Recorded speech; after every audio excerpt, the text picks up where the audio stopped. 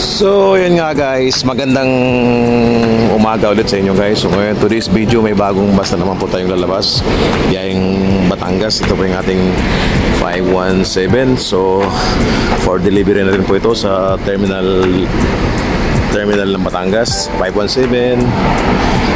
Ganon din itong 596. Ito naman po ay biyaheng Lucena. At itong 519, ito po ay biyaheng Batangas. Yung nga guys, ito yung mga bus na palabasin ngayon. So tatawagan natin ito sa mga base sa terminal nila para i-pull out na nila itong bus ngayon kasi for delivery na po ito. So kung nakita nyo kanina, din drive test ko muna, actual, final test. So titingnan natin kung may mga sira, mechanical, electrical, under chassis lahat.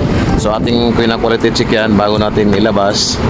So ngayon wala tayong napansin, wala tayong napuna, kaya ready for delivery na po to, ready for pick up na po sa mga base kung saan nakatalaga itong mga bus to. Ito po yung ating 596, 517 at saka 517 at saka yung ating 519. Ito po, yun po yung palabasin natin ngayon ng mga bus, yung biyaheng Batangas. Shout out sa mga taga Batangas yan. Ito yung bus nyo, may bagong bus na naman kayong lalabas. So ito ngayon 517, 524, saka sa Bing Lucena naman yung ating 596. Ayan, shout out sa taga Lucena. Madagdagan na naman po ang ating mga bus. Batangas, ganoon din, dalawang bus na madadagdag sa inyo ngayon o bukas. Lalabas na po itong mga bus natin. So tine-check muna natin. So wala tayong masabi, wala tayong napansin o ano pang sira, kaya pwede nating i-deliver na po ito. So what's up guys, yan, tingnan nyo yung 596 at saka itong 519, 596 at saka yung 517. Yan, alin ang naiba. So hindi ko sasabihin sa inyo kung anong pagkakaiba ng mga bus ng dating Hino na biyaheng Batangas at saka ito sa Hino ngayon na lalabas, itong sa 517 at saka 524 at saka itong 596. So alamin nyo na lang kung anong pagkakaiba ng mga mukha nila, no? So yan ang mga mukha ng 596. Yan. At saka itong ating 519. Ayan. So wala namang pinag-iba, para sila ng mukha. Pero kung pansinin nyo sa mga ibang bus na biyahe sa kasalukuyan at saka itong itong lalabas ulit natin ng bus ngayon, kung anong pagkakaiba. Ayan. Siyempre may kakaiba yan sa mukha guys, kaya tingnan nyo kung anong pinagkaiba. Okay, so yun, lalabas na po ito.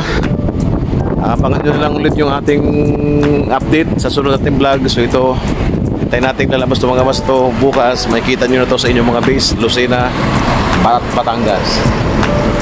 Okay, yan, shout out po sa mga Batangas, Lucena. Ito po yung mga bus nyo. Lalabas na po ito bukas. Bukas sa Lunes po ay babiyahin na po ito dyan sa mga terminal ninyo. Okay, shoutout nga pala sa mga taga Lemery dyan. Ito yung 576. Ito yung under process na rin ito, 576 biyaheng Lemery. Ayan, so napinturahan na. Ayan, so final check na lang. Nasa trimming section na siya. Malapit na rin po itong lumabas itong 576. Kaya ayun, kung mapansin nyo guys, nakalawit na yung mga wire niya. So ayan, nakalawit yung mga wire niya kasi for trimming yan. Yan, polystyrene lahat, kakabit lahat yan. Pagkatapos yan ay pwede rin po siyang lumabas yan. Yung mga wiring, kakabit natin lahat dito yan. So kung makita nyo, nakalawit pala itong mga wire.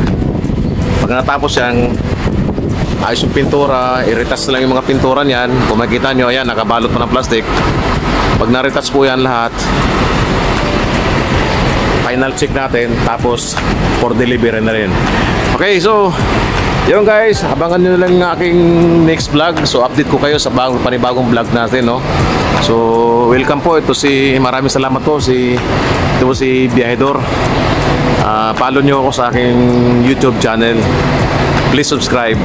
Thank you, Biyahedor. Thank you guys.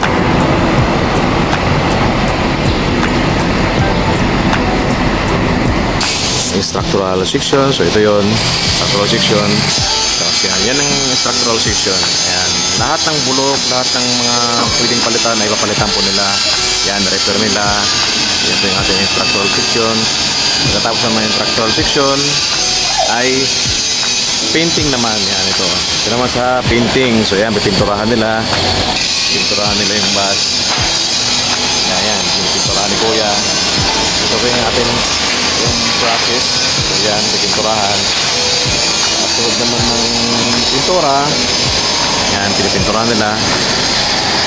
Tapos yan, sa trimming naman. So ito yung trimming. Yan, kinakabit nila yung mga ilaw, lahat, upholstery, lahat, pati wire, lahat yan kakabit nila. So sa trimming yan, dito lahat yan, electrical kakabit nila lahat yan, upuan. Tapos, pagkatapos ng process na yan, ng ating PDI, so pre-delivery inspection, at pagkatapos ng gawin, ay for delivery na po yung bus natin. So abangan nyo guys yung sunod kong vlog na yan.